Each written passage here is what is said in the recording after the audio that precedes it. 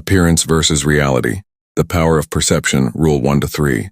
People often think that being good, loyal, and always present will earn them respect and love. But that's not how the world works. In reality, people don't value what's always available. They value what feels rare. As Machiavelli said, men judge more from appearances than from reality. Most people don't care to look deeper. They believe what they see on the surface. That's why rule 1 is control how you appear. If you always look desperate for attention or too eager to please, people won't respect you. You might have value, but they won't see it. Rule 2, stop being predictable. When people know what you'll do next, they lose interest. Predictability makes you boring. If you always reply quickly, always say yes, and always show up, you become part of the background, just noise. There's no mystery, no edge, no tension. But when you change your rhythm, when you stop being so available, people start to notice. They start to wonder. And that's when they start to care. Rule 3, ordinary is invisible. If you blend in, you'll be forgotten. But if you stand out by being calm, quiet, rare, and a little hard to reach, you create power. People remember what they can't fully understand. They become drawn to what feels just out of reach. That's why being rare is more powerful than being perfect. In today's world, being a mystery is more effective than being nice. Machiavelli knew this centuries ago, and it still works now. Emotional supply and demand, rule 4-6. Think about this. When something is everywhere, people stop noticing it. That's how emotions work too. If you're always available, always texting first, always checking in, always showing up, you become like background noise. That brings us to rule 4. Availability lowers your value. It's not because you're not worthy. It's because you made your time and energy too easy to access. And when something is easy to get, people stop appreciating it. Rule 5. Scarcity creates demand. The less someone sees you, hears from you, or can predict you, the more they think about you. It's the gap that creates the pull. When you take a step back, not to punish anyone, but to protect your peace, you create space for others to miss you. That's when curiosity begins. That's when they start to ask questions. Where did they go? Why did they change? That space is where desire is born. Rule 6. Emotional detachment builds desire. This doesn't mean you stop caring. It means you stop giving your energy to people who haven't earned it. When you hold your emotions close, when you stop explaining everything, when you don't rush to fix things, you become powerful. You show people that your presence is a gift, not a guarantee. And that kind of energy, the one that doesn't chase, doesn't beg, is magnetic. People can't resist what they feel they're losing. And that's exactly what Machiavelli understood. When people fear losing you, they begin to value you. Strategic absence, rule 7 to 9. Sometimes the most powerful move is to simply walk away, quietly, without warning, without drama. That brings us to rule 7, disappear to be remembered. When you stop showing up, people notice. At first, they might feel relief or think you're just upset. But as time passes and you stay silent, something shifts. They realize they no longer have access to you. And that's when the obsession starts. Because people don't chase what they fully understand, they chase what feels like it's slipping away. Rule 8, absence creates uncertainty. And uncertainty is powerful. When someone doesn't know where you stand, they start to question everything. They rewind old conversations, reread messages, wonder if you're seeing someone else. That confusion takes over their mind. They stop feeling secure. And Machiavelli knew that when people feel uncertain, they try harder. They reach out. They test the waters. But if you stay calm and distant, they feel the fear of losing control. And that fear is what pulls them in. Rule 9, uncertainty leads to obsession. This doesn't mean you're playing games. It means you've stopped handing out your energy for free. You're no longer performing. You're protecting your peace. And now that you've stepped back, you're not giving them clues, posts, reactions, or attention. You've gone quiet not to punish them, but to reset the balance. This silence, this distance becomes louder than words. And slowly they start to feel your absence like a loss they didn't expect, a loss they can't control. Don't play games, be gone, rule 10 to 12. Let's be clear, this isn't about acting. It's not about pretending you're busy or trying to make someone jealous. That's weak. That's noise. Rule 10. Silence is stronger than drama. You don't need to post quotes, drop hints, or create chaos.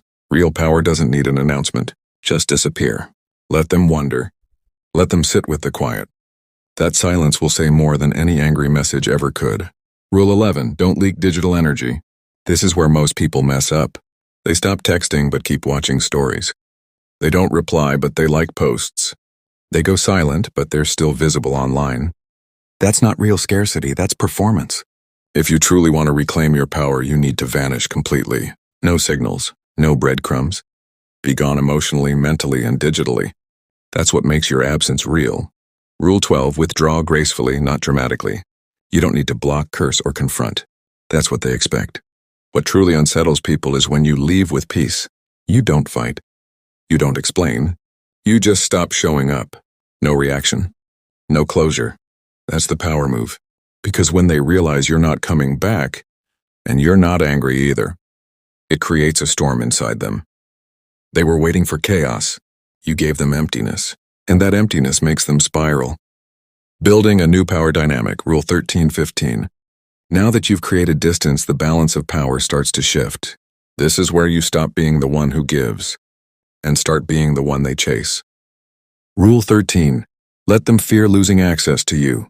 Most people don't act until they feel something slipping away. Your silence, your absence, your emotional distance, it all creates one thing, fear. Not fear of you, but fear of losing the version of you they used to control. Rule 14. Respect comes from distance, not dependence.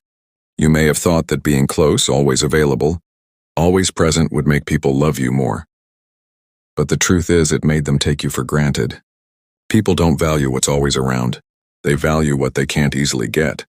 When you step back, when you stop being so easy to reach, they begin to respect you, not because you demanded it, but because you forced them to earn it.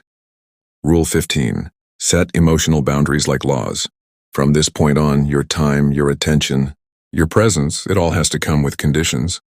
You don't just give yourself away. People have to qualify to get close to you. If someone drains you, disrespects you, or only reaches out when they're bored, they're out. No arguments. No second chances. Just boundaries. Because this is how you shift from being used to being valued. And that shift, that's where real power begins. Case study. The story of Leo, Rule 16-17. Let's bring all of this to life with a real story. There was a man, let's call him Leo. Everyone saw him as loyal, kind, dependable. He never missed a birthday. He always replied. He forgave even when he was disrespected. Leo gave and gave, thinking that consistency would make people stay. But it didn't.